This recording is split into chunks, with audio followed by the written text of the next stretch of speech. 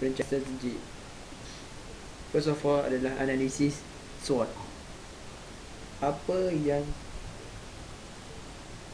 saya faham tentang SWOT? SWOT, S adalah strength, W adalah weakness, O opportunities, and T threat.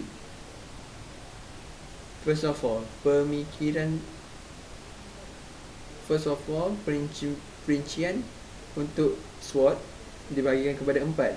Antaranya kekuatan, ciri-ciri perniagaan atau projek yang memberikan kelebihan berbanding yang lain, kebiasaannya dikaitkan dengan kekuatan sebuah organisasi atau kumpulan. Kedua, weakness, di mana weakness menunjukkan ciri-ciri perniagaan yang meletakkan banyak kelemahan pada suatu projek, suatu produk, akan memberikan kesan kepada perniagaan atau projek itu dan akan merugikan rakan kongsi mereka. O pula bermaksud pilihan, iaitu opportunities, unsur-unsur dalam persekitaran yang pelbagai boleh menimbulkan masalah bagi perniagaan atau projek. Dengan adanya pilihan pelabur boleh menganalisis kualiti bahan, memberi kesan kepada projek mereka. Dan yang terakhir, T. Apa maksud T? T adalah bermaksud ancaman, threat, unsur-unsur dalam persekitaran yang kepelbagaian dapat memberi kesan positif atau negatif, terutama ancaman persaing dari syarikat lain, dan boleh digunakan oleh perniagaan atau projek untuk keuntungannya. Seterusnya, pemikiran strategi. Pemikiran strategi dibahagikan kepada 4. Yang pertama adalah kemahiran insaniah. Kemahiran insaniah di mana kemahiran yang diperlukan untuk seseorang berfikir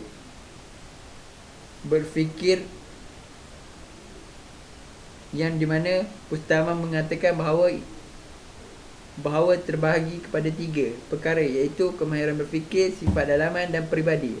Kemudian soft skill berkaitan dengan berfikir dan merancang strategi. Apabila seseorang mempunyai 3 gabungan kemahiran ini, ia akan menjadikan seseorang itu bebas dan merangsang kemahiran insaniah mereka agar dapat membantunya menangani dan melakukan tugas harian. Kedua, ketegasan. Ketegasan lebih pada orang yang berbakat dan boleh mengadaptasi pada situasi yang tegang. Contohnya, apabila projek atau syarikat mempunyai tugas, orang yang pakar akan diberikan kelebihan untuk membuat suatu penilaian. Yang ketiga adalah teknikal.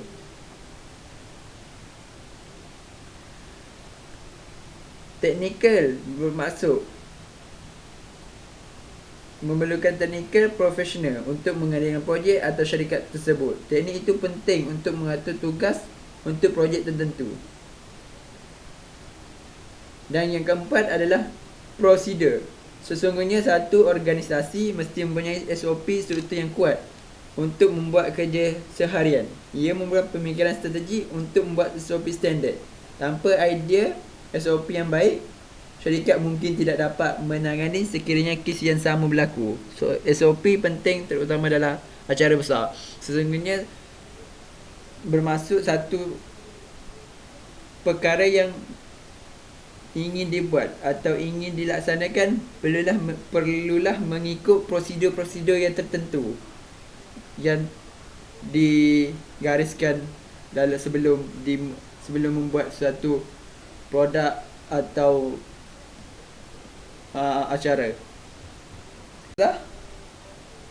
Jika ingin suatu produk dihasilkan, harusnya ada tindakan yang diambil.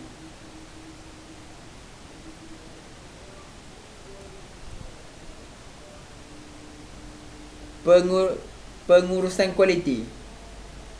Terdapat 8 prinsip. Pertama, fokus pelanggan, customer first. Kedua, kepimpinan. Ketiga, penlibatan orang. Keempat, pendekatan proses. Kelima, meningkatkan kesinambungan. Keenam, membuat keputusan. ke-8 dan ke-7. Ke-7 dan ke-8, pendekatan sistem dan hubungan antara supplier. Prinsip pertama, apakah itu customer focus? Sesungguhnya, satu produk yang kita akan bina atau kita akan buat, kita perlulah merujuk apa